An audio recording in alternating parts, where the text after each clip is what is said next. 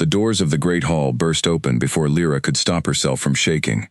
Every eye in the room turned toward her, and she felt the weight of all of them pressing against her chest like stones.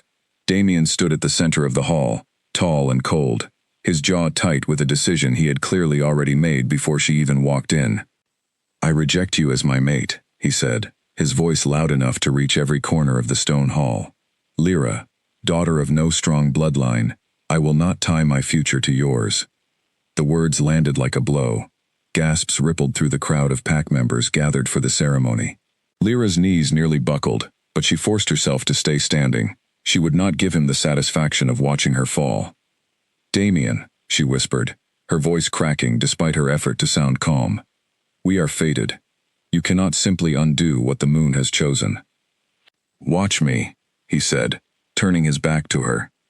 The crowd murmured, some in shock, some already whispering cruel words about her.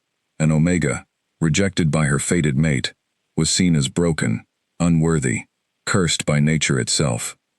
Lyra had heard the stories her whole life, stories of Omegas who faded away after rejection, who lost their place in the pack, who were treated as lesser beings forever after.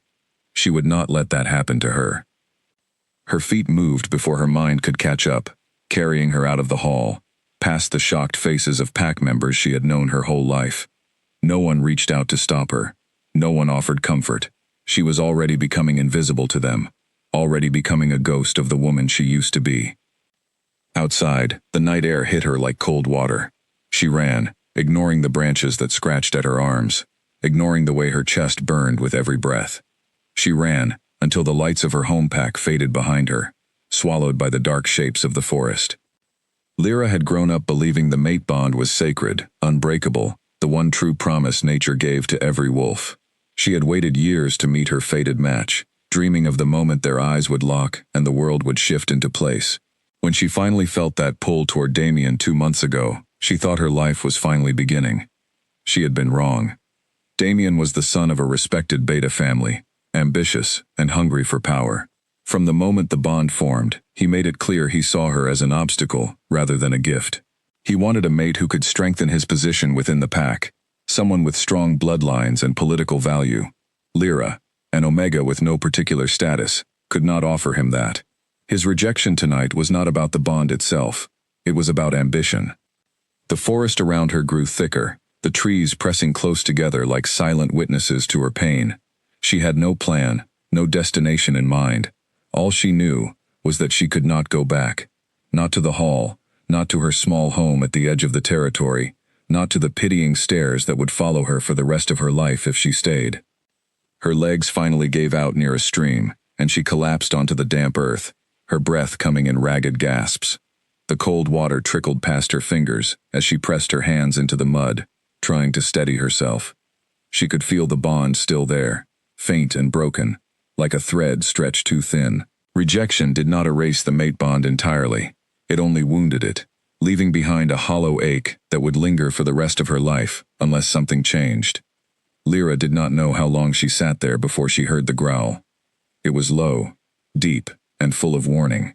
She turned quickly, her heart hammering, only to see a pair of golden eyes watching her from the shadows between the trees.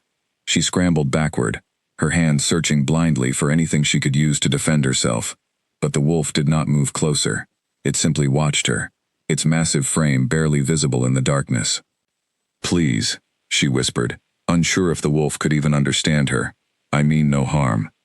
The wolf tilted its head, studying her for a long moment, before it turned and disappeared into the trees. Lyra did not know if she should feel relieved or more afraid. She had wandered far beyond the borders of her own pack's territory. She had no idea whose land this was, only that it clearly did not belong to anyone friendly to Damien's pack, judging by the tension she could feel in the air. She forced herself to stand, her legs weak beneath her. She needed to keep moving. Staying still in unfamiliar territory was dangerous, especially for an Omega traveling alone, with no protection and no pack to call her own. The forest seemed to stretch endlessly in every direction, the trees growing taller and older the further she walked. She had heard stories about this land, whispered among the elders of her pack. This was said to be the territory of the Alpha King, a ruler so powerful that even neighboring packs feared crossing his borders without permission. No one spoke his name lightly. No one dared test his patience. Lyra did not care anymore. She had nothing left to lose. She stumbled through the darkness for what felt like hours, her body aching with exhaustion, her mind clouded with grief and fear. When she finally saw torchlight flickering through the trees ahead, she almost cried with relief, even though she had no idea what waited for her there. Two guards stepped out from the shadows before she could get any closer, their eyes sharp and alert. They wore matching insignias on their chests, a crest she did not recognize, marking them as soldiers of a kingdom far more organized and powerful than her own pack had ever been. "Who are you?" one of them demanded, his voice firm but not unkind. "State your name, and your business on King Kale's land." Lyra's voice caught in her throat. She had crossed the border without meaning to. She had trespassed on the land of the most powerful alpha in the region, and now 2 armed guards stood before her, waiting for an answer she barely had the strength to give. "My name is Lyra," she finally managed, her voice trembling. "I did not mean to cross into your territory. I was running, and I lost track of where I was going." The guards exchanged a look, clearly noticing the state she was in, her torn clothes, the mud on her hands, the exhaustion written across her face. "Running from what?" the second guard asked, his tone softening slightly. Lyra hesitated, unsure how much to reveal to strangers, but exhaustion and desperation loosened her tongue before she could stop herself. "From my mate," she said quietly. "He rejected me tonight, in front of my entire pack." The words hung in the air between them, heavier than she expected.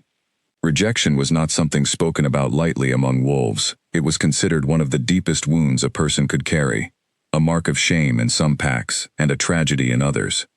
"You should not be wandering alone," the first guard said finally. "Come with us. The king will decide what happens next." Lyra felt a flicker of fear at those words, but she had no other options left. She followed the guards through the dense trees, her legs shaking with every step, until the forest finally opened into a clearing, where a massive stone structure rose against the night sky. Torches lined the pathway leading up to the entrance, casting long shadows across the ground. The building was larger than anything Lyra had ever seen, easily 3 times the size of her old pack's main lodge, with towers rising high enough to disappear into the darkness above. This was the seat of the Alpha King's power, and she was about to walk directly into it, uninvited, exhausted, and utterly without a plan. The guards led her through wide wooden doors into a grand entrance hall lit by rows of flickering torches. Wolves in formal attire moved briskly through the corridors, some pausing to stare at the disheveled stranger being escorted through their halls.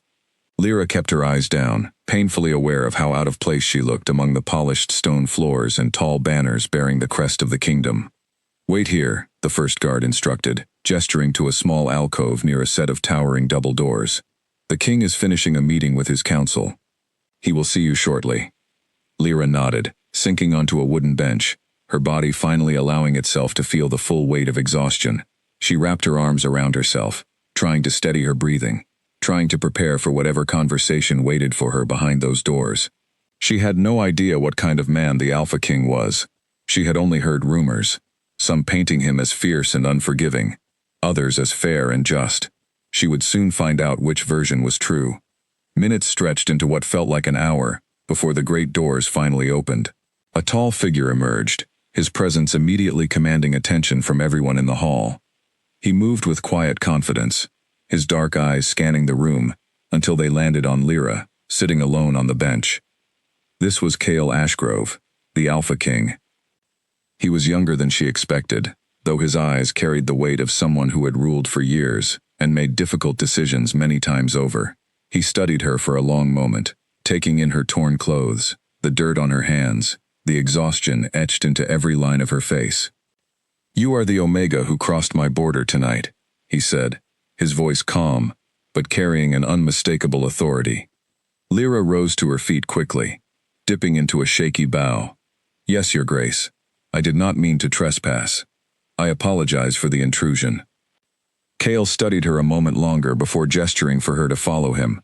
"Walk with me. I want to hear your story before I decide what to do with you." Lyra's heart pounded as she followed him down a long corridor, unsure whether she was walking toward safety or toward a punishment she could not yet imagine. Whatever happened next, she knew her life had already changed the moment she crossed into this kingdom. There was no going back to who she used to be. As they walked, Kale glanced sideways at her, his expression unreadable. "Tell me," he said, "what could possibly frighten an Omega enough to run straight into the territory of a king she has never met?"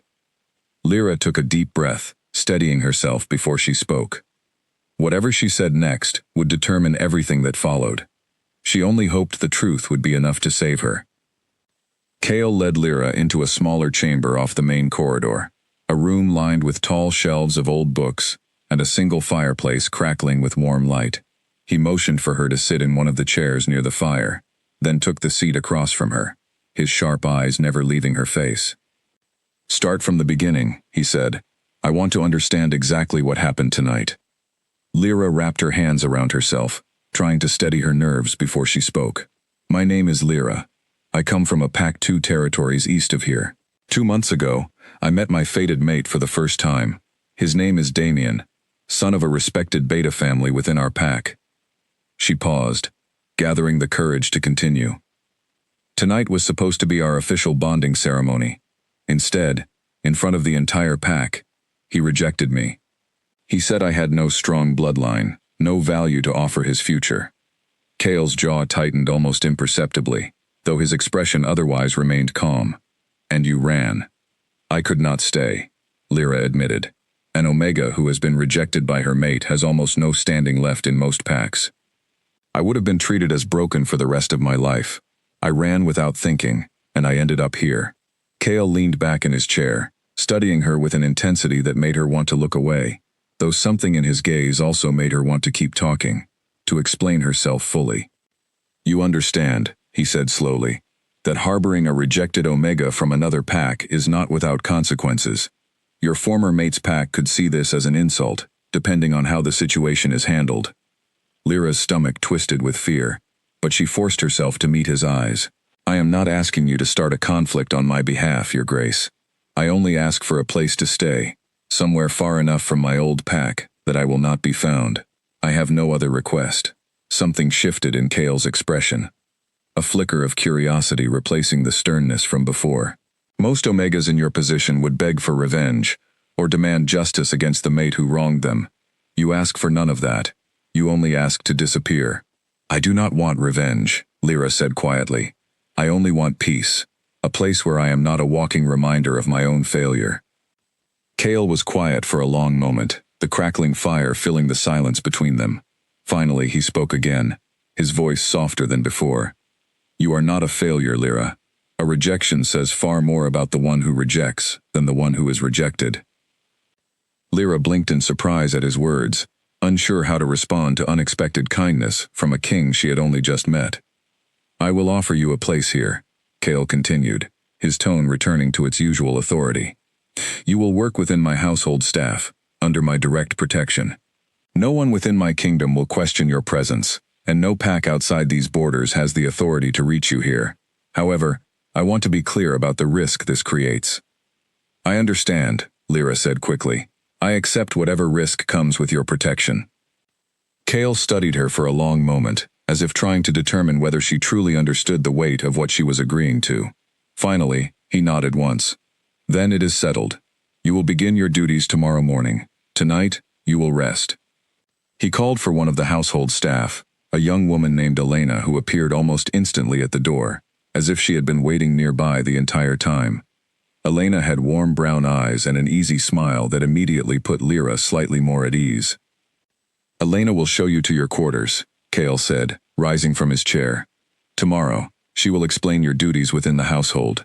If you need anything before then, she will assist you."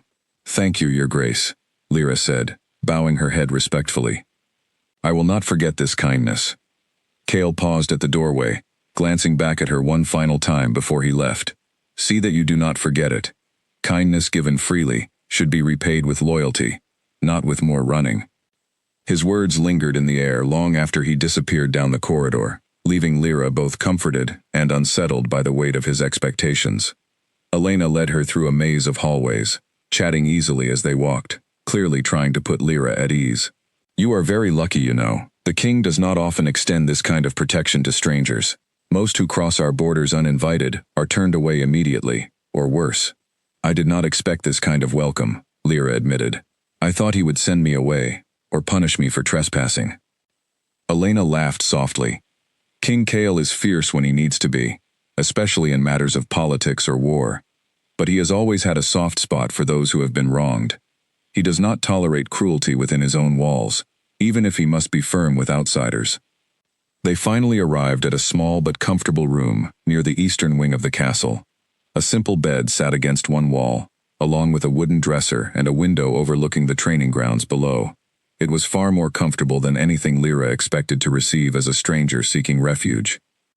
"This will be your room," Elena said, gesturing inside. "Tomorrow morning, I will come to explain your duties. For now, rest. You look like you need it." Lyra thanked her again, before Elena left, closing the door softly behind her. Alone for the first time since fleeing her old pack, Lyra finally allowed herself to feel the full weight of everything that had happened. She sank onto the edge of the bed, her body trembling with exhaustion and unresolved grief. She thought of Damien's cold expression as he rejected her in front of everyone she had ever known. She thought of the years she had waited to find her fated mate, only to have that bond shattered in a single cruel sentence. The ache of the broken bond still lingered somewhere deep inside her chest, a hollow reminder of what she had lost. But beneath the grief, something else stirred as well. A strange sense of possibility, faint but present, that perhaps her life was not over simply because Damien had discarded her. Perhaps there was a version of her future that did not depend on the mate bond she had lost. She thought of Kale's words in the study, the unexpected gentleness beneath his commanding presence. He had looked at her not with pity, but with something closer to respect, as if he saw potential in her that Damien had never bothered to notice.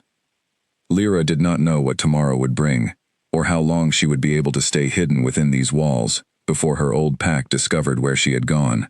But for tonight, for the first time since the rejection, she allowed herself to breathe, without the crushing weight of shame pressing down on her chest. She changed out of her torn clothes, into a simple nightgown Elena had left for her, then climbed into the unfamiliar bed, staring up at the stone ceiling above her. Exhaustion finally pulled her towards sleep, though her mind continued to replay the events of the day, unable to fully settle. Just before sleep claimed her completely, one thought lingered clearly above all the others. She had crossed into the territory of the most powerful Alpha King in the region, seeking nothing more than a place to hide. She had not expected kindness. She had not expected to feel, even for a brief moment, that she was more than the rejection that had defined her entire evening. Whatever happened next, she knew her life had already begun to change, in ways she could not yet fully understand. The king had extended his protection, and with it, an unspoken promise that her story was far from over. Outside her window, the moon rose high above the castle, its pale light spilling across the training grounds below. Somewhere beyond the borders of this kingdom, Damien and her old pack likely had no idea where she had gone, or that she had found shelter within the walls of a king feared and respected across the entire region. For now, she was safe. For now, that was enough. Sleep finally claimed her, deep and dreamless, the first peaceful rest she had experienced in what felt like a very long time. Tomorrow would bring new challenges, new duties, and an entirely unfamiliar life within the walls of King Kale's castle. But tonight, she allowed herself simply to exist, safe within borders she had never expected to call home. Morning light poured through the narrow window of Lyra's new room, waking her before Elena even knocked on the door. For a brief, disoriented moment, she forgot where she was, expecting to see the familiar wooden beams of her old home. Then the memories of the previous night rushed back, and she sat up quickly, her heart pounding with a mixture of anxiety and cautious hope. Elena arrived shortly after, carrying a simple work dress over one arm and a warm smile on her face. "Good morning. I hope you slept well. The king has asked me to introduce you to your new duties today." Lyra dressed quickly, grateful for the plain but comfortable clothing Elena provided. As she followed Elena through the winding corridors of the castle, she noticed how different this kingdom felt from her old pack. Everything here seemed organized, purposeful, every wolf moving with clear direction and confidence. "You will be working within the household staff," Elena explained as they walked. "Mostly assisting with meal preparation, managing supplies, and helping maintain the eastern wing, where the king's private study and council chambers are located."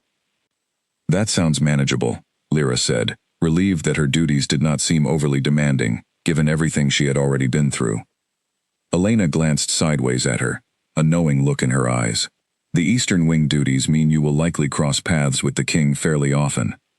He spends most of his mornings in his study, before council meetings begin. Lyra felt an unexpected flutter of nervousness at the thought of encountering Kale regularly, though she quickly dismissed it as simple anxiety about maintaining proper respect toward her new protector. They spent the morning walking through the kitchens and supply rooms, where Lyra met several other members of the household staff. Most greeted her with polite curiosity, clearly aware that she was the mysterious Omega who had arrived unannounced the night before, though no one asked direct questions about her past. Elena had apparently already made it clear that such questions were not welcome. By midday, Lyra found herself carrying a tray of tea and light refreshments toward the king's private study, following Elena's instructions carefully. She hesitated outside the heavy wooden door, unsure whether to knock or simply enter as Elena had instructed. "Come in," Kale's voice called, before she could decide, as if he had sensed her presence outside the door. Lyra pushed the door open carefully, balancing the tray as she stepped inside. Kale sat behind a large wooden desk, covered in maps and documents, his dark eyes lifting to meet hers as she entered.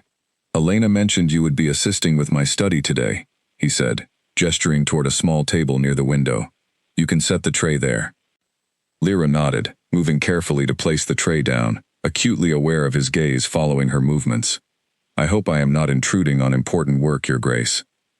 "Not at all," Kale said, setting down the document he had been reading. "Tell me, how has your first morning within the castle been so far?" Lyra paused, surprised by the casual nature of his question. "It has been better than I expected. Everyone has been kind, and the work seems manageable." Kale studied her for a moment, something thoughtful in his expression. "You seem surprised by kindness.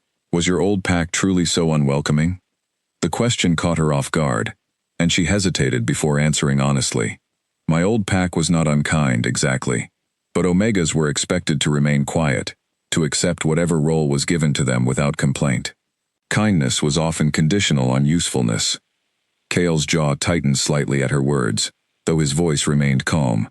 "That is not how things function within my kingdom. Every wolf here, regardless of rank, is treated with basic respect. Usefulness is not a requirement for decency." Lyra felt an unexpected warmth at his words, a small crack forming in the walls she had built around herself since the rejection. "That is a rare philosophy among alpha rulers, from what I have observed." "Perhaps," Kale said, a faint smile touching the corner of his mouth. "Though I would argue it should not be rare at all." Their conversation was interrupted by a knock at the door, and one of Kale's advisors entered, carrying a stack of documents that required immediate attention. Lyra took the opportunity to excuse herself, aware that she had likely lingered longer than necessary for a simple tea delivery. As the days passed, Lyra settled slowly into the rhythm of her new life within the castle. Her duties kept her busy throughout most of the day, but she found herself looking forward to the brief moments each morning when she delivered tea to Kale's study. Their conversations remained professional, mostly focused on castle operations, or occasional questions about her adjustment to her new role. But something about those brief exchanges felt different from any interaction she had experienced with Damien throughout their entire failed bond. Kale listened when she spoke. He asked questions, and waited patiently for her answers, rather than dismissing her thoughts before she finished speaking. It was such a small thing, yet it felt entirely foreign after months of feeling invisible within her own pack. One afternoon, nearly 2 weeks after her arrival, Lyra found herself walking through the castle gardens during a rare break in her duties. The gardens were beautifully maintained, filled with flowering plants she did not recognize from her old territory. She paused near a small fountain, allowing herself a moment of quiet reflection. "You look deep in thought," Kale's voice said from behind her, startling her slightly. She turned quickly, surprised to see him standing nearby, dressed more casually than she had seen him before, without the formal robes he typically wore during council meetings. "I apologize, Your Grace. I did not realize anyone was nearby." "There is no need to apologize," Kale said, moving to stand beside her near the fountain. "I often walk through these gardens when I need a break from council matters. May I ask what has captured your thoughts so completely?" Lyra hesitated, unsure how much honesty was appropriate given their difference in status. But something about Kale's steady presence made her want to answer truthfully. "I was thinking about how strange it feels to build a new life so suddenly," she admitted. "2 weeks ago, I believed my entire future was tied to a mate bond that no longer exists. Now I find myself here, uncertain what my future even looks like anymore." Kale was quiet for a moment, considering her words carefully. Perhaps that uncertainty is not entirely a bad thing. A future built entirely around one bond, one person's decisions, leaves very little room for who you might become on your own. "That is an interesting perspective for an alpha king to hold," Lyra said, glancing at him curiously. "Most alphas I have known place mate bonds above nearly everything else." Kale's expression grew slightly more guarded, though he did not look away from her gaze. "I have never fully trusted the idea that fate alone should determine an entire lifetime of happiness. Bonds can guide us toward connection, but they do not guarantee compatibility, respect, or genuine care between two people." Lyra considered his words carefully, recognizing an unspoken vulnerability beneath his measured tone. "Have you ever met your fated mate, Your Grace?" A brief flicker of something unreadable crossed Kale's face, before he answered, "No, I have not yet encountered a bond of my own. Some believe it means my match has not yet been born. Others believe it means I am simply meant to rule alone." "What do you believe?" Lyra asked, genuinely curious. Kale met her gaze directly, something intense flickering behind his dark eyes. "I believe fate reveals itself when it is ready, not necessarily on the timeline we expect." The moment stretched between them, charged with an unspoken tension, neither of them acknowledged directly. Lyra felt her heart quicken slightly, though she quickly reminded herself of the vast difference in their positions, the impossibility of reading too much into a simple conversation between a king and the Omega he had taken under his protection. "I should return to my duties," she said finally, breaking the silence. "Thank you for the conversation, Your Grace." Kale nodded, though something in his expression suggested he was reluctant to end their exchange so quickly. "Of course, I imagine we will speak again soon."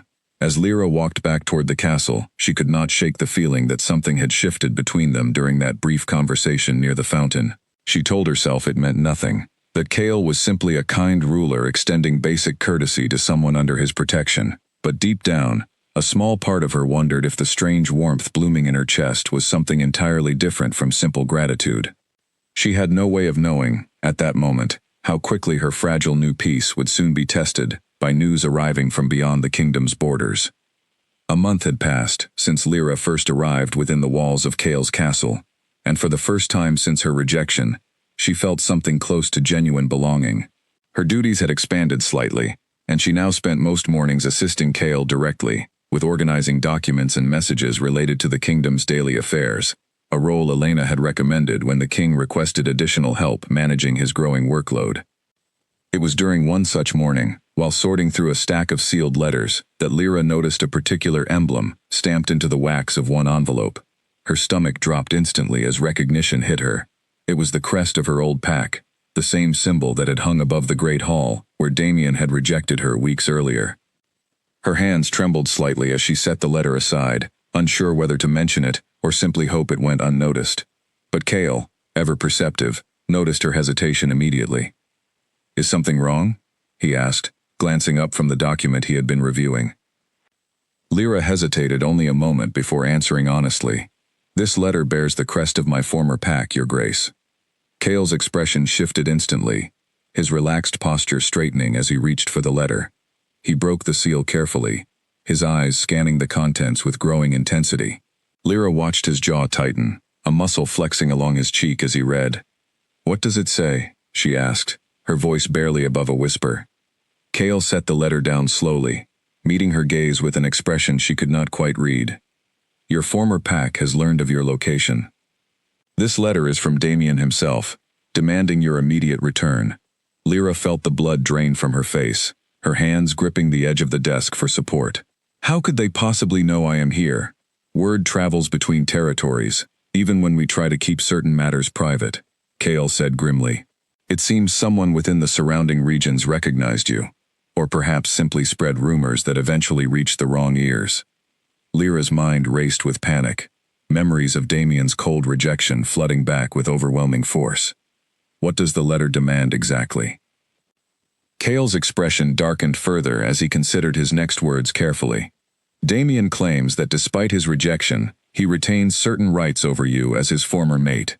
He argues that your presence within my territory, under my protection, constitutes an insult to his authority, and demands your immediate return to his pack. That makes no sense, Lyra said, anger cutting through her fear for the first time. He rejected me. He has no claim over me anymore. Rejection severs the mate bond's obligations, but not necessarily the political implications some packs attach to such matters, Kale explained. Damien likely realizes that having rejected you publicly, he now looks weak in the eyes of his own pack. Demanding your return, even without reinstating the bond, allows him to reassert some measure of control and save face among his own people. Lyra felt sick at the thought of returning to a place where she had been so thoroughly humiliated, especially now that she understood Damien's true motivations extended beyond simple emotional cruelty into calculated political maneuvering. "What happens now?" she asked, her voice trembling despite her attempt to remain composed. Kale was quiet for a long moment, his expression unreadable as he considered the situation carefully. "I will not force you to return to a pack that rejected you so publicly, regardless of what political consequences may follow. However, I want you to understand that refusing this demand may create tension between our territories. I do not want to bring conflict upon your kingdom because of my own situation," Lyra said quickly, guilt washing over her at the thought of causing harm to the people who had shown her nothing but kindness since her arrival.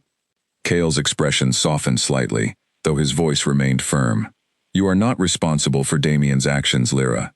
Whatever consequences arise from this situation rest entirely on his shoulders, not yours." Despite his reassurance, Lyra could not shake the anxiety building within her chest. She had hoped, foolishly perhaps, that fleeing far enough would allow her to simply disappear from her old life entirely. Now it seemed her past was determined to follow her regardless of how far she ran. "What will you tell him?" she asked quietly. Kale's expression hardened with resolve. "I will inform him that you remain under my protection, and that his claims hold no authority within my territory. Beyond that, I will make it clear that any further attempts to reclaim you by force will be treated as a direct provocation against my kingdom." Lyra's eyes widened slightly at the seriousness of his words. "Your Grace, I do not want you risking conflict on my behalf. Perhaps it would be simpler if I simply left, found somewhere else to hide where my presence would not create difficulties for your kingdom." Kale's gaze sharpened immediately, something fierce flickering behind his dark eyes. "You will do no such thing. I made a promise to protect you the night you arrived here, and I do not break promises, regardless of political inconvenience." The intensity in his voice startled her slightly, though it also stirred something warm within her chest, a feeling she quickly tried to suppress given the seriousness of their conversation. "Thank you," she said softly. "I do not know how to properly express how much your protection means to me." Kale's expression softened as he studied her carefully. "You do not need to thank me repeatedly, Lyra. I offered my protection freely, and I intend to honor that promise fully." Over the following days, tension within the castle grew palpable, as word spread among Kale's advisors regarding the demands from Lyra's former pack. Some advisors expressed concern about the potential for conflict, urging Kale to consider handing Lyra back to avoid unnecessary complications. Others fiercely supported Kale's decision to protect her, arguing that yielding to such demands would set a dangerous precedent of allowing outside packs to dictate internal matters within their kingdom. Lyra found herself caught in the middle of these tensions, painfully aware that her presence had become a genuine political concern rather than simply a personal matter of refuge. Guilt weighed heavily on her during these days, though Kale continued to reassure her whenever her anxiety became visible. One evening, as she helped organize documents in his study long after most of the household had retired for the night, Kale finally addressed the growing tension directly. "I can see the guilt weighing on you," he said, setting aside the papers he had been reviewing. "I want you to understand something clearly, Lyra. You did not create this situation. Damien's inability to accept the consequences of his own rejection created this situation. But if conflict arises between our territories because of me," Lyra began, only for Kale to cut her off gently. "If conflict arises, it will be because Damien refuses to respect the boundaries of another kingdom, not because of anything you have done," Kale said firmly. "You crossed my border, seeking shelter from cruelty. I chose to offer that shelter. Everything that follows from that decision belongs to me, not to you." Lyra met his gaze, searching for any hint of resentment or regret in his expression, but found only calm resolve and something warmer beneath the surface that made her breath catch slightly. "Why have you been so kind to me?" she asked quietly, the question slipping out before she could stop herself. "You barely knew me the night I arrived, yet you offered protection without hesitation." Cale was quiet for a long moment, his expression thoughtful as he considered her question carefully. "Perhaps I recognized something in you that night. Strength disguised as desperation. Most who arrive at my borders seeking refuge come with demands, expecting protection as though it were owed to them. You asked for nothing beyond a place to disappear quietly. That kind of humility, combined with the quiet strength beneath it, is rare." Lyra felt warmth spreading through her chest at his words, an unfamiliar feeling after months of being made to feel unworthy and unwanted within her old pack. That is a kind way to describe someone who simply had nowhere else to go. "It is an honest way to describe what I observed," Cale corrected gently. "Do not diminish your own resilience, Lyra. Surviving rejection and still choosing to move forward with dignity is not a small thing." Their eyes held for a long moment, something unspoken passing between them that neither seemed willing to name directly. Finally, Lyra looked away first, her cheeks warming slightly under his steady gaze. "I should return to my quarters," she said softly. "Thank you again, for everything." Cale nodded, though his expression suggested he was reluctant to end their conversation. "Rest well, Lyra. Whatever Damien intends to do next, know that you remain safe within these walls." As she walked back toward her room that night, Lyra found herself replaying his words repeatedly in her mind, the warmth in his voice lingering long after their conversation ended.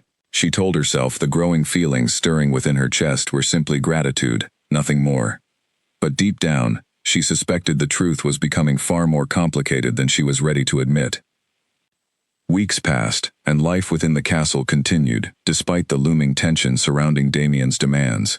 Cale had sent a formal response rejecting the claim entirely, and though no immediate retaliation followed, an uneasy quiet settled over the kingdom, the kind of stillness that often precedes a storm. Lyra tried her best to focus on her daily responsibilities, finding comfort in the routine of her work and the growing friendships she had formed with Elena and several other members of the household staff. Slowly, she began to feel less like a frightened stranger hiding within unfamiliar walls, and more like someone who genuinely belonged within this new life she had built. Her mornings with Cale had become the highlight of each day, though she rarely admitted this fact even to herself. Their conversations had grown more comfortable over time, shifting from formal exchanges between protector and protected into something that felt closer to genuine friendship, laced with an undercurrent of tension neither of them acknowledged directly. One morning, as Lyra organized correspondence within his study, Cale looked up from his desk with an expression she had not seen from him before, something almost hesitant beneath his usual confidence. "I have a question for you," he said, setting down his pen carefully. "And I want you to answer honestly, without concern for how your answer might affect your position here." Lyra paused, curiosity and slight nervousness mixing within her chest. "Of course, Your Grace." "Do you regret coming here?" he asked. "Knowing everything that has followed, the tension with your former pack, the political complications your presence has created within my council, do you wish you had chosen a different path that night?" Lyra considered his question carefully, wanting to give him an honest answer, rather than simply the polite response expected of someone in her position. "No," she said finally. "Despite the complications, I do not regret coming here. For the first time since my rejection, I feel like myself again, rather than simply the broken Omega Damien discarded." Something shifted visibly in Cale's expression at her words, relief mixing with an emotion she could not quite identify. "I am glad to hear that," he said quietly. "I have found myself wondering, more often than I probably should, whether you found genuine peace here, or simply tolerable safety." "I have found more than tolerable safety," Lyra admitted, her heart pounding slightly at the vulnerability of the conversation. "I have found kindness, purpose, and unexpected friendship within these walls." Cale's gaze softened further, something warm and unguarded flickering behind his dark eyes. "Only friendship?" he asked quietly, the question carrying more weight than his casual tone suggested. Lyra's breath caught at the implication behind his words, her heart racing as she searched his expression for confirmation of what she thought she was hearing. "I am not entirely certain what else it could be called, given our difference in position," she said carefully, though her voice betrayed the uncertainty stirring within her chest. Cale rose from his desk slowly, moving to stand closer to where she sat, his presence suddenly filling the room in a way that made her pulse quicken further. "Position matters less to me than you might assume, Lyra. I have spent weeks fighting the growing realization that my feelings toward you extend far beyond simple duty or protection." Lyra's heart pounded fiercely as she processed his words, unsure whether to trust the hope blooming rapidly within her chest. "Cale," she whispered, using his name without formal title for the first time, "I do not want to misunderstand something that could complicate matters between us further." "Then let me be entirely clear," Cale said softly, kneeling slightly to meet her eyes directly. "I care for you, Lyra.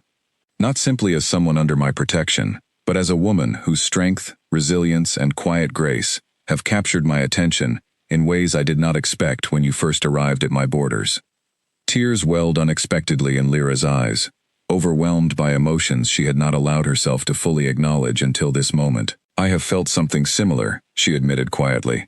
"I told myself it was simply gratitude, but I think it has grown into something far more complicated than that."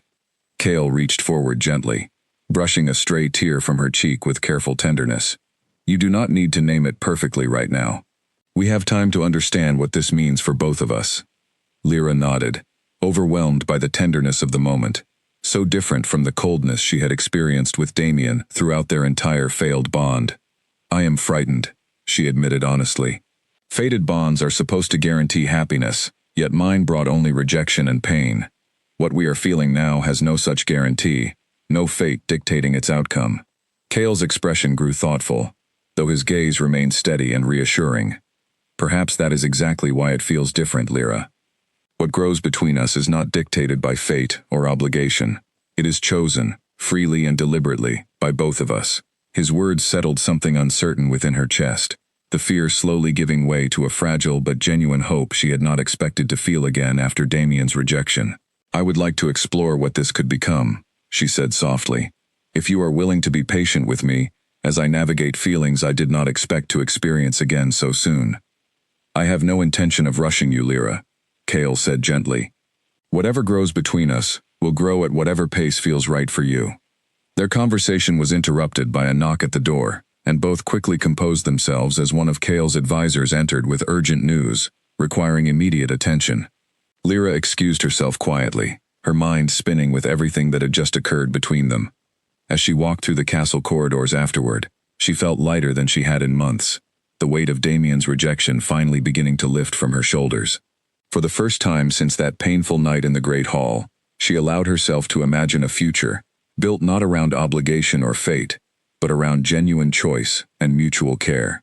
Over the following days, Cale and Lyra's relationship deepened steadily, their morning conversations growing warmer, occasional shared meals extending long into quiet evenings. Elena noticed the shift almost immediately, offering knowing smiles whenever she caught them together, though she remained discreetly quiet about her observations, respecting the delicate nature of whatever was blossoming between the king and the Omega he had taken under his protection. Lyra found herself smiling more often than she had in years, the constant weight of grief and shame from her rejection slowly replaced by cautious happiness she had never expected to feel again, so soon after such devastating heartbreak. But even as their bond deepened, the shadow of Damien's demands lingered at the edges of their newfound happiness, a reminder that the peace they had built together remained fragile, vulnerable to forces beyond their immediate control. Neither of them could ignore the possibility that their growing connection would soon face a challenge far greater than political tension between neighboring territories. Somewhere beyond the safety of Cale's kingdom, Damien's anger continued to grow, fueled by wounded pride and political ambition, and soon that anger would arrive at their doorstep in a way neither Lyra nor Cale could fully prepare for. The message arrived on a gray morning, carried by a lone rider who had pushed his horse hard through the night to reach Cale's kingdom before dawn. Lyra was in the study organizing the day's correspondence when Elena rushed in, her face pale with urgency. "There is a rider at the gates," Elena said breathlessly. "He carries a formal declaration from Damien's pack. The council has already gathered." Lyra's stomach dropped instantly, the fragile peace she had built over the past weeks threatening to crumble beneath the weight of this new development. She followed Elena quickly toward the council chamber, her heart pounding with dread. Inside, Cale stood at the head of a long wooden table, his expression carved from stone, as he read through the formal document one of his advisors had just handed him. His council members murmured quietly among themselves, tension thick within the room. "What does it say?" Lyra asked, unable to contain her anxiety any longer as she entered the chamber. Cale looked up, his expression softening slightly upon seeing her, though the underlying tension remained clear in the tightness around his eyes. "Damien has formally declared his intention to reclaim you by force if necessary. He argues that my continued protection of you constitutes a direct insult to his authority, one he claims requires action to correct." He intends to attack?" Lyra asked, horror creeping into her voice. "He intends to arrive here personally, with a small contingent of his strongest warriors, to demand your return one final time before escalating the matter further," Cale clarified, his jaw tight with barely contained anger. "He gives us 3 days before his arrival." The council chamber fell into a tense silence as everyone absorbed the weight of this development. One of Cale's senior advisors, an older wolf named Marcus with graying hair and sharp eyes, cleared his throat carefully. "Your Grace, perhaps it would be wise to consider the political cost of this conflict more carefully. Damien's pack, while smaller than ours, has alliances with several neighboring territories. A conflict here could draw unwanted attention from kingdoms we have maintained careful peace with for years." Cale's expression hardened further at his advisor's words. "Are you suggesting I hand Lyra over simply to avoid political inconvenience, Marcus? I am suggesting we consider all possible outcomes before committing to a path that could escalate into broader conflict," Marcus replied carefully, though his tone remained respectful. Lyra felt sick at the thought of becoming the reason for a larger conflict, her guilt resurfacing with painful intensity. "Perhaps Marcus is right," she said quietly, drawing surprised glances from around the room. "Perhaps I should return, simply to prevent further complications for your kingdom." Cale turned to her immediately, his expression fierce. "Absolutely not. I already made this clear once, Lyra. I will not send you back to a pack that discarded you so cruelly, regardless of the political consequences." "But if war follows because of my presence here," Lyra began, only for Cale to step closer, his gaze holding hers with unwavering intensity. "There will be no war," he said firmly. "Damien is arriving to make demands, not to declare open conflict. I intend to handle this situation firmly, but without unnecessary escalation. Trust me to protect both you and this kingdom." The certainty in his voice settled something anxious within her chest, though the underlying fear remained. She nodded slowly, deciding to trust his judgment despite her lingering guilt. Over the following 3 days, the castle prepared carefully for Damien's arrival. Cale's warriors trained diligently, though Cale made it clear repeatedly that he hoped to resolve the situation through firm diplomacy rather than actual combat. Advisors debated strategy long into the night, weighing various approaches to handling Damien's demands without triggering broader conflict between the territories. Lyra found herself unable to focus fully on her usual duties, anxiety gnawing constantly at the edges of her thoughts. Cale made a point of checking on her frequently throughout those tense days, offering quiet reassurance whenever her fear became visible. On the evening before Damien's expected arrival, Cale found her sitting alone in the castle gardens, staring blankly at the fountain, where they had shared their meaningful conversation weeks earlier. "You should be resting," he said gently, settling onto the bench beside her. "I cannot stop thinking about tomorrow," Lyra admitted. "What if Damien refuses to accept your refusal peacefully? What if this truly does escalate into something far worse than either of us expects?" Cale reached for her hand, his touch warm and reassuring against her trembling fingers. "Whatever happens tomorrow, know that I will not allow harm to come to you. I made a promise to protect you the night you arrived, and I intend to honor that promise fully, regardless of what Damien attempts." "I am not only frightened for myself," Lyra said quietly. "I am frightened for you, for your kingdom, for everyone who might suffer because Damien refuses to accept the consequences of his own cruelty." Cale's expression softened further, something deeply tender flickering behind his steady gaze. "Your compassion, even now, only confirms everything I have come to admire about you, Lyra. But do not carry guilt for choices that belong entirely to Damien, not to you. He lifted her hand gently, pressing a soft kiss against her knuckles, the gesture simple, yet carrying profound tenderness.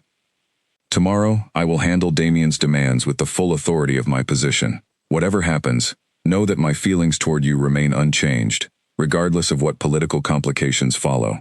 Lyra felt tears welling in her eyes, overwhelmed by the depth of care evident in his words and actions. Thank you, she whispered, for believing in me, even when I struggle to believe in myself.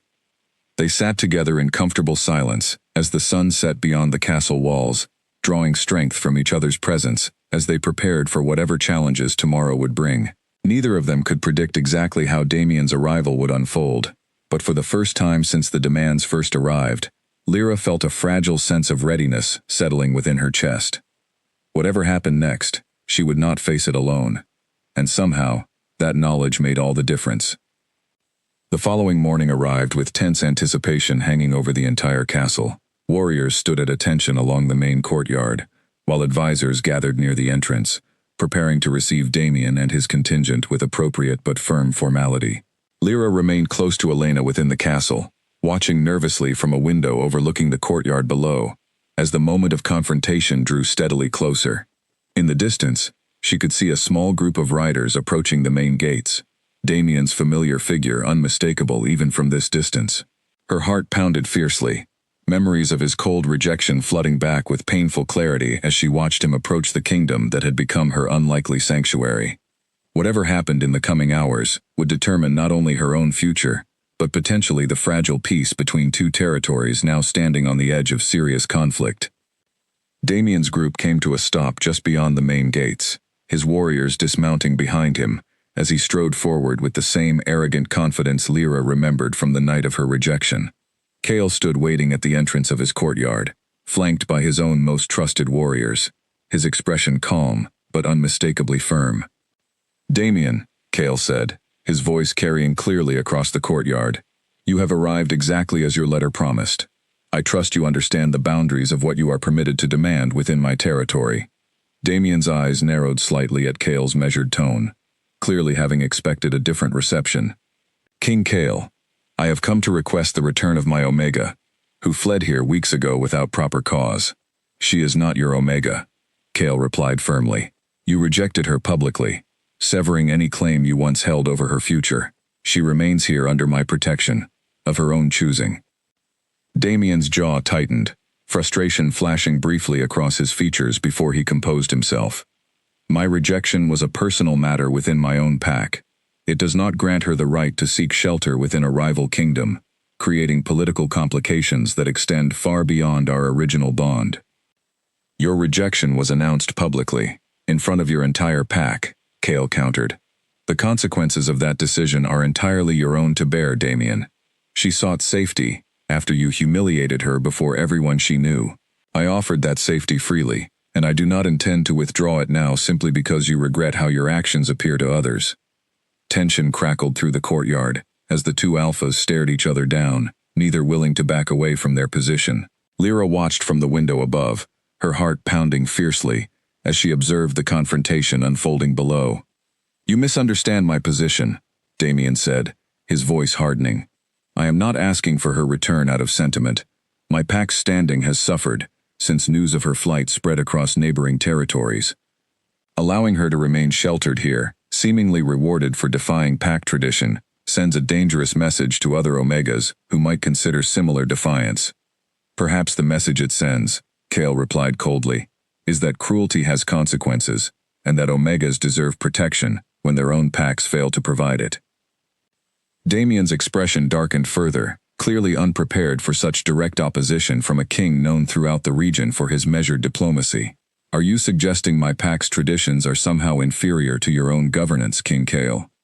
"I am suggesting that any tradition built upon cruelty, toward those with less power, deserves to be questioned," Cale said firmly. "You rejected Lyra for lacking political value, then demanded her return, the moment her absence became inconvenient for your reputation. That is not tradition, Damien. That is simple selfishness dressed in the language of pack customs." Murmurs rippled through both groups of warriors gathered in the courtyard, clearly surprised by the directness of Cale's accusations. Damien's face flushed with anger, his hand twitching slightly at his side, though he seemed to recognize the danger of escalating the confrontation further, given the clear military advantage Kale's forces held within their own territory. "This is not settled, Kale," Damien said finally, his voice tight with barely restrained fury. "You are creating an enemy where none needed to exist." "I already have an enemy in you, Damien," Kale replied evenly. "You made that clear the moment you threatened my territory with your demands. However, I have no interest in prolonging unnecessary conflict. Leave my lands peacefully, and this matter ends here, today." For a long, tense moment, it seemed as though Damien might refuse, his pride clearly wounded by the humiliation of being so thoroughly outmatched in front of his own warriors. But finally, recognizing the futility of pressing the issue further, he turned sharply toward his horse. "This is not over," he called back over his shoulder, though the words carried more desperation than genuine threat. "You will regret protecting her, Kale." "I already regret nothing," Kale replied calmly. "Leave now, Damien, before my patience reaches its limit." Damien mounted his horse quickly, his warriors following suit, as they retreated back through the main gates, disappearing down the road that led away from Kale's territory. The tension within the courtyard slowly began to ease, as everyone realized the confrontation had ended without violence. Lyra rushed down from the window the moment she saw Damien's group depart, finding Kale still standing near the main gates, his shoulders slowly relaxing from their tense posture. She approached carefully, still processing everything she had just witnessed. "Is it truly over?" she asked, unable to fully believe the confrontation had ended so decisively. Kale turned to her, his expression softening immediately upon seeing her. "For now, yes. Damien's pride will likely keep him from making further direct attempts, at least in the near future. However, we should remain cautious. Wounded pride sometimes finds indirect ways to seek retribution." Lyra nodded, relief flooding through her chest, despite the lingering uncertainty in Kale's words. "Thank you," she said softly, "for standing firm, for refusing to let his demands dictate what happens to me." Kale reached for her hand gently, his touch warm and grounding after the tension of the confrontation. "You never needed to thank me, Lyra. Protecting you was never a burden. It has become, quite simply, something I choose freely, again and again." Their eyes met, something profound passing between them in the quiet aftermath of the confrontation. Around them, the castle slowly returned to its normal rhythm, warriors dispersing back to their usual duties, advisors retreating to discuss the implications of what had just occurred. But for Lyra and Kale, standing together near the gates where a potential conflict had just been narrowly avoided, the moment felt like something far more significant than simple relief. It felt like the beginning of a future neither of them had expected, built not on fate or obligation, but on genuine choice, courage, and the quiet strength of two people who had found something real amid the chaos surrounding them. Whatever challenges remained ahead, Lyra finally allowed herself to believe that she had found not just safety, but something far more valuable within the walls of this unexpected kingdom. She had found a place, and a person, willing to stand firmly beside her, regardless of the cost. In the weeks following Damien's failed confrontation, life within the castle settled into a peaceful rhythm, unlike anything Lyra had experienced since her rejection. The immediate threat seemed to have passed, and though Kale remained cautious, reinforcing patrols along the kingdom's borders as a precaution, the pressing danger that had once dominated every conversation slowly faded into the background of daily life. Lyra's relationship with Kale continued to deepen steadily during this time, their bond growing stronger with each passing day. What had begun as quiet morning conversations in his study had blossomed into something far more meaningful. Shared walks through the gardens, long evenings spent discussing everything from kingdom governance to childhood memories, quiet moments of comfortable silence that required no words at all. One crisp evening, as autumn began settling over the kingdom, Kale invited Lyra to join him for a private dinner within his personal quarters, a gesture that carried significant weight given the formal nature of most castle traditions.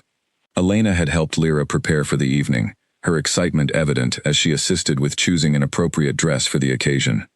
"You seem happy," Elena commented, as she helped arrange Lyra's hair.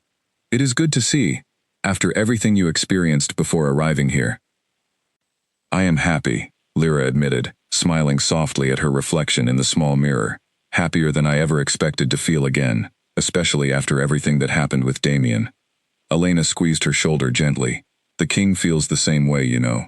I have served within this household for many years, and I have never seen him quite like this before. Whatever grows between you two, it is clearly something genuine.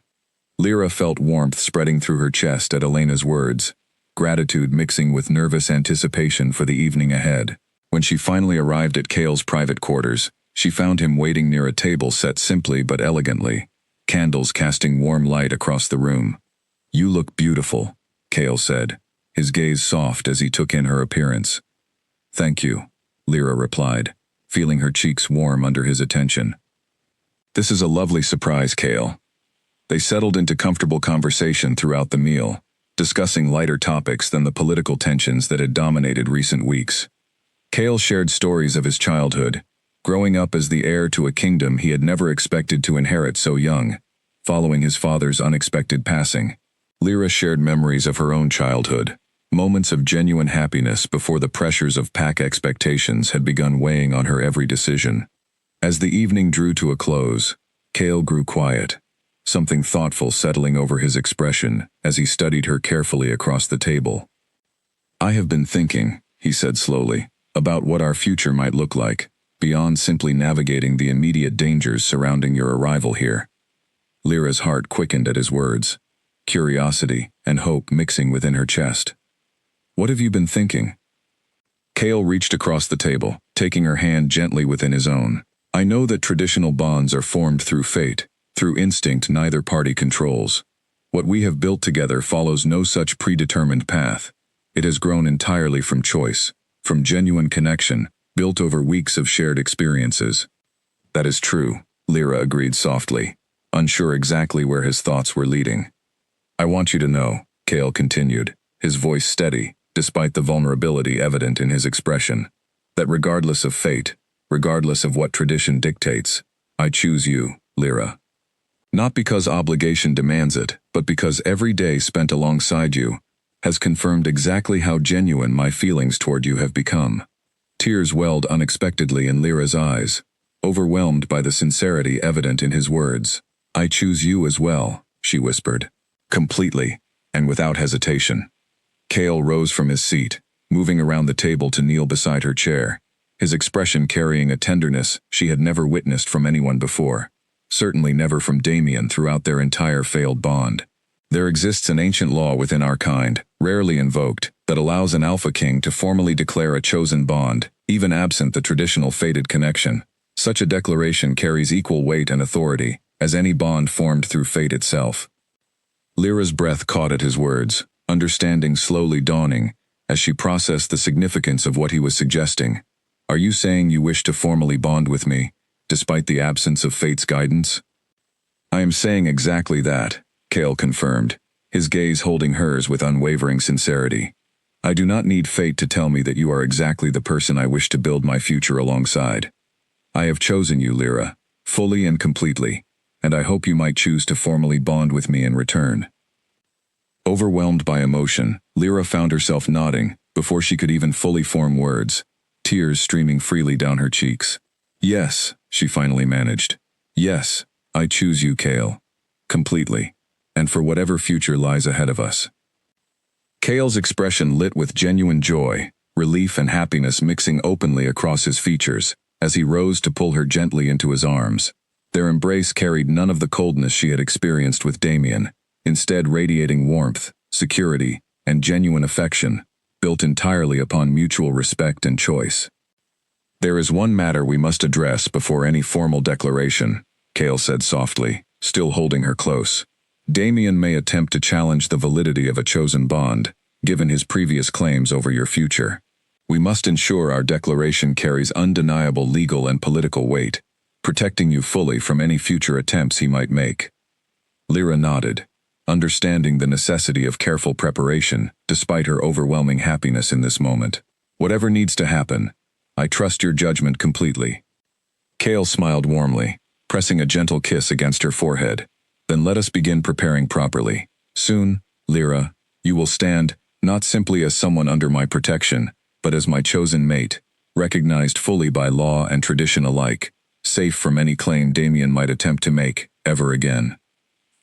As they stood together within the warm candlelight of his private quarters, Lyra felt a profound sense of peace settling over her, unlike anything she had experienced since the devastating night of her rejection. Whatever challenges remained ahead in formally securing their bond, she finally believed, with complete certainty, that her future held genuine happiness, built entirely upon choice, respect, and love, freely given by two people who had found each other despite every obstacle fate had placed in their path. News of Cale's intention to formally declare Lyra as his chosen mate spread quickly throughout the kingdom, generating a mixture of excitement among the household staff and cautious concern among certain council members who worried about the political implications of invoking such a rarely used law. Marcus, in particular, approached Cale privately to discuss the matter carefully. "Your Grace, I understand your feelings toward Lyra are genuine," Marcus said during a private meeting within the council chamber. "However, invoking the ancient law of chosen bonds has not been exercised within our kingdom for generations. Damien may use this as further justification to challenge your authority, arguing that you are manipulating tradition, simply to claim what he still considers rightfully his." Damien severed any claim over Lyra's future the moment he rejected her publicly, Cale replied firmly. "The law of chosen bonds exists precisely for situations like this one, where fate's guidance has failed to provide happiness or protection. I intend to invoke it fully, regardless of whatever objections Damien might raise." Marcus nodded slowly, though his expression remained thoughtful. "I will ensure the necessary legal documentation is prepared thoroughly, Your Grace. If we are to proceed, we must ensure the declaration is airtight against any potential challenge."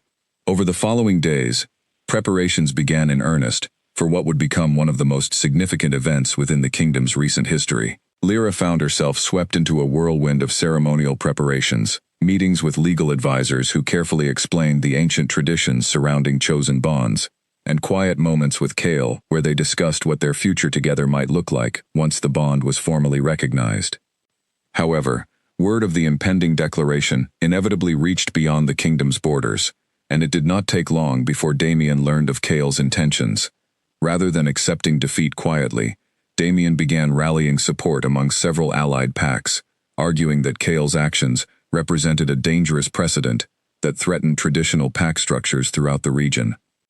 One evening, as Lyra reviewed ceremonial details with Elena, an urgent messenger arrived carrying news that made her blood run cold.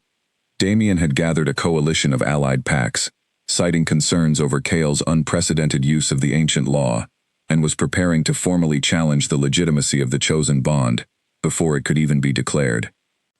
"This changes everything," Cale said grimly, reading through the messenger's report within his study. Lyra, standing anxiously beside him. "Damien has convinced several neighboring pacts that my actions threaten the broader stability of fated bond traditions across the region. He intends to bring this challenge before the Regional Council of Alphas. What does that mean for us?" Lyra asked, fear creeping back into her chest, despite the progress they had made toward securing their future together. "It means our bond will be scrutinized publicly, before a gathering of powerful alphas from across the region," Cale explained. "If the council rules against the legitimacy of chosen bonds, Damien's original claim over you could theoretically be reinstated, regardless of his previous rejection." Lyra felt panic rising within her chest at the thought of losing everything she had built here, the possibility of being forced back into a life she had fought so desperately to escape. Can they truly do that, reverse a rejection that Damien himself declared? Regional councils hold significant authority over matters of tradition and pact law, Cale admitted reluctantly. It is unlikely, given the clear circumstances of his rejection, but Damien is clearly determined to use whatever leverage he can find to reclaim what his pride refuses to accept losing. Despite the daunting challenge ahead, Cale's expression remained resolute, determination replacing the momentary flicker of concern that had crossed his features. "We will face this council together, Lyra. I have no intention of losing you to Damien's manipulation, regardless of what obstacles he attempts to place before us." Preparations shifted dramatically in the following days, legal advisors working tirelessly alongside Cale to build an unshakable case defending the legitimacy of chosen bonds, while simultaneously gathering evidence of Damien's cruel and calculated rejection of Lyra months earlier. Lyra found herself providing detailed testimony about the night of her rejection, reliving painful memories in service of securing her future safety. The night before they were set to travel toward the regional council's meeting grounds, Lyra found herself unable to sleep, anxiety keeping her wide awake, despite the exhaustion of recent preparations. She wandered quietly through the castle gardens, seeking the familiar comfort of the fountain, where so many significant conversations with Cale had taken place. She was not surprised when Cale found her there, his own sleep apparently disrupted by similar anxieties regarding tomorrow's confrontation. "You should be resting," he said gently, settling beside her on the familiar bench. "I cannot stop thinking about tomorrow," Lyra admitted. "What if the council rules against us? What if everything we have built together is torn apart, because Damien refuses to accept the consequences of his own cruelty?" Cale reached for her hand, his grip warm and reassuring despite the uncertainty surrounding their situation. "Whatever the council decides tomorrow, know that my feelings toward you will never change, Lyra. I chose you freely, and that choice remains constant, regardless of external circumstances." "But if they rule against the legitimacy of our bond," Lyra began, her voice trembling with barely contained fear. "Then we will find another path forward together," Cale said firmly. "I did not fight for your safety these past months, simply to abandon you now, regardless of what any council decides. You are not merely a political matter to be settled by tradition, Lyra. You are the person I intend to build my entire future alongside, regardless of what obstacles stand in our way." His certainty settled something anxious within her chest, though the underlying fear of tomorrow's confrontation remained. They sat together beneath the quiet night sky, drawing strength from each other's presence, as they prepared for what would likely become the most significant challenge either of them had faced since Lyra's arrival within the kingdom. Tomorrow, their future together would be decided, before powerful alphas from across the entire region. Damien's calculated manipulation threatening to undo everything they had built through months of genuine connection and mutual choice. But as Lyra looked into Cale's steady, determined gaze, she found herself believing, despite every uncertainty ahead, that whatever happened tomorrow, they would face it together, unwavering in their commitment to the future they had chosen freely for themselves. The regional council chamber stood at the heart of neutral territory, a massive circular hall, built specifically for gatherings of powerful alphas, seeking resolution to disputes too significant for individual kingdoms to settle alone. Lyra had never witnessed anything quite like it. Rows of seats rising in tiers around a central speaking area, filled with rulers and representatives from packs across the entire region. She stood beside Cale near the center of the chamber, her heart pounding fiercely as she took in the sheer scale of the gathering assembled to determine her future. Damien stood across from them, flanked by representatives from several allied packs, his expression carrying smug confidence that made her stomach twist with anxiety. An elderly wolf, clearly respected among the assembled alphas, called the gathering to order, from an elevated platform overlooking the chamber. "We gather today to address a formal challenge regarding the legitimacy of chosen bonds, as invoked by King Cale Ashgrove, regarding the Omega, known as Lyra. Alpha Damien, you may present your challenge first." Damien stepped forward confidently, his voice carrying across the chamber with practiced authority. "Honored Council, I stand before you today, not simply to reclaim what was once mine, but to protect the very foundation of our traditions. King Cale has invoked an ancient law rarely used throughout our history, one that threatens to undermine the sacred nature of fated bonds that our entire society depends upon." Murmurs rippled through the assembled alphas as Damien continued his carefully constructed argument. If chosen bonds are permitted to override the natural order determined by fate itself, what prevents any alpha from disregarding fated matches whenever convenient, replacing them instead with bonds of mere preference or political advantage? Several alphas nodded thoughtfully at his words, clearly considering the broader implications he presented. Lyra felt fear tightening within her chest, watching as Damien's calculated argument began gaining traction among the assembled council. When Damien finished his presentation, the elderly wolf presiding over the gathering turned toward Cale. "King Cale, you may present your defense." Cale stepped forward, his presence commanding immediate attention, despite Damien's earlier momentum. "Honored Council, I do not dispute the sacred significance of fated bonds. However, I ask this gathering to consider the true purpose behind such traditions. Fate exists to guide us toward connection and happiness, not to trap individuals within bonds that bring only cruelty and rejection. He gestured toward Lyra, his gaze steady and unwavering.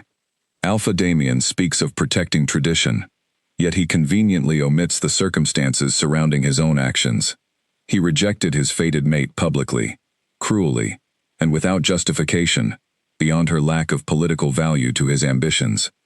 He discarded the very bond he now claims to protect so fiercely. Kale's voice grew stronger as he continued, addressing the assembled alphas directly. The ancient law of chosen bonds exists precisely for circumstances such as this, where fate's guidance has failed to provide protection or genuine connection. I did not manipulate tradition for convenience.